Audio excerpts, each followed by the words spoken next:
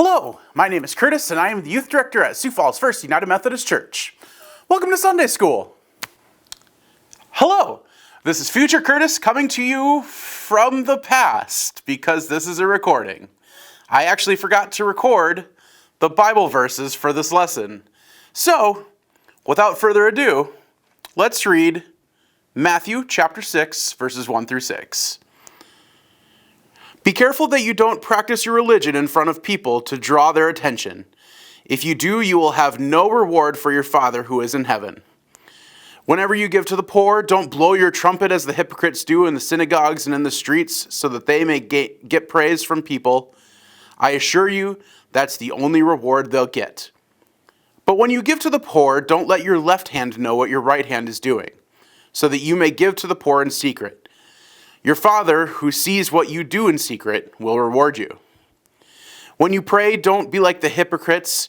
They love to pray standing in the synagogues on the street corners that people will see them. I assure you that's the only reward they'll get. But when you pray, go to your room, shut your door, and pray to your Father who is present in that secret place. Your Father, who sees what you do in secret, will reward you. This is the word of the Lord. I've come to share me treasure! Yeah! Ah! I've got coloring pages! Ah! Wait a minute. Would y'all like to go on an adventure? Yeah! Huh? Yes! All right, let's go on an adventure. Yes!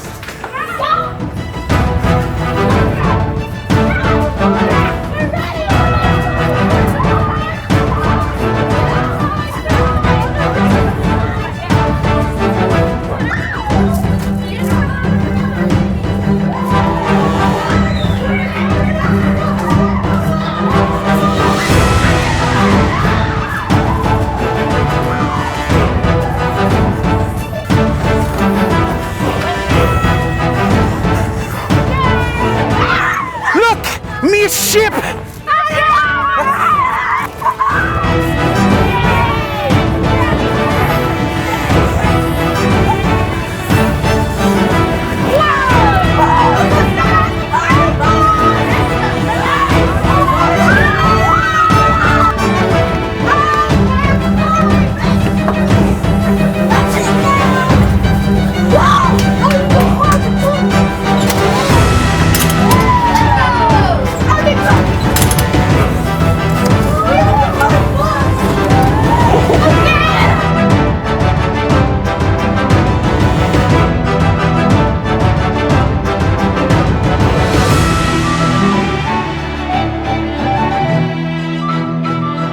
Can I confess something to you?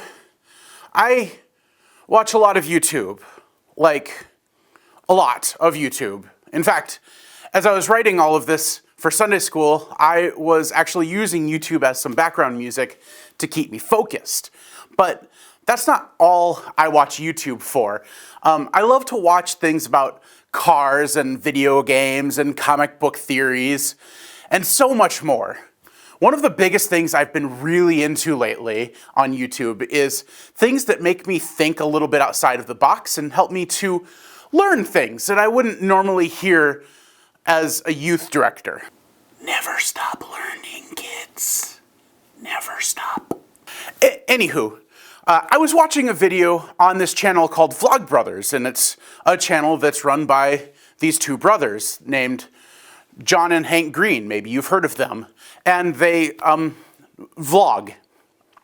This particular video that I was watching, though, was called Civilization and the Lies We Love. In it, John was talking about this quote that you might have seen floating around the internet recently. It went something like this. Years ago, the anthropologist Margaret Mead was asked by a student what she thought was the first sign of civilization in a culture. The student expected Mead to talk about things like fish hooks or clay pots or grinding stones. But no, Mead said the first sign of civilization in an ancient culture was a femur that had been broken and then healed. Mead explained that in the animal kingdom, if you break your leg, especially your femur, you're probably going to die. A broken femur that is healed is evidence that someone has taken time to stay with the one who fell, has bound up the wound, and has carried that person to safety, and has tended to the person through their recovery. Helping someone through difficulty is where civilization starts. End quote. The problem with this story, though, is that it's just not true. In case you didn't know, an anthropologist is a person who studies culture and societies from history all the way up into modern times. Anthropology is a science, and someone as prolific as Margaret Mead would know that this type of story is absolutely incorrect.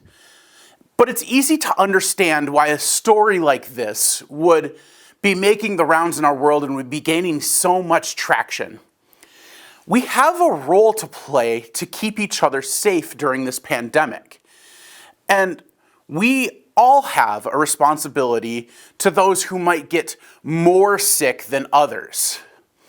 It represents the idea that humans, in order to be as successful as we are as a people, have to take care of those people who are sick, who get injured, and those who are just down on their luck. One could argue that charity is how we humans show our love to one another. In our Bible verse for today, Jesus tells us how it is we should be doing good deeds like caring for one another, but also how we should be giving and praying.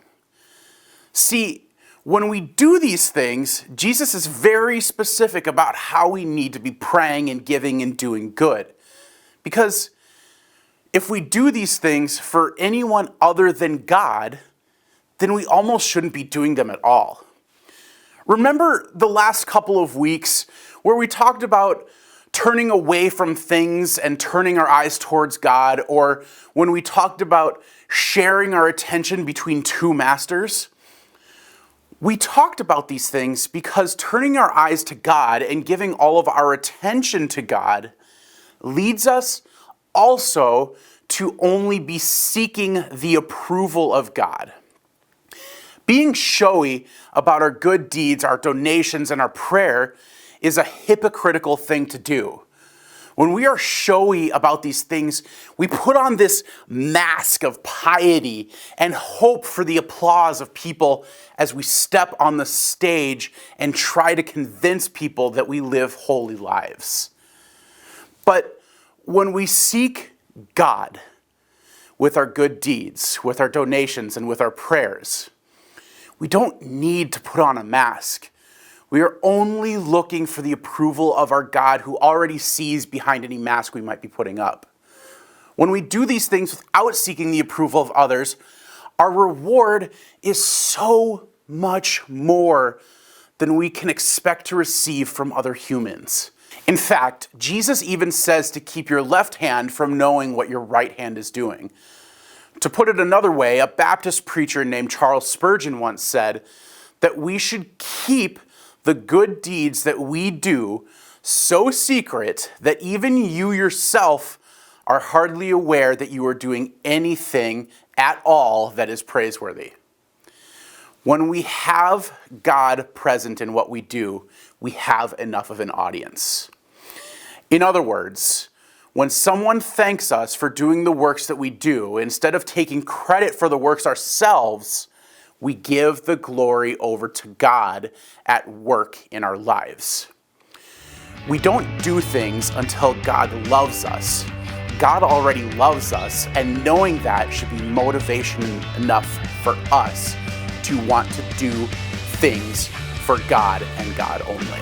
There are a few questions in the description down below for you to study by yourself or discuss with your family or with a group of friends. What kind of conclusions did you come to? You can also let me know through my email, which is also in the description down below. If this is your first interaction with Sioux Falls First United Methodist Church, and you would like to learn more about us, you can check out our website at sfumc.org. Until next time,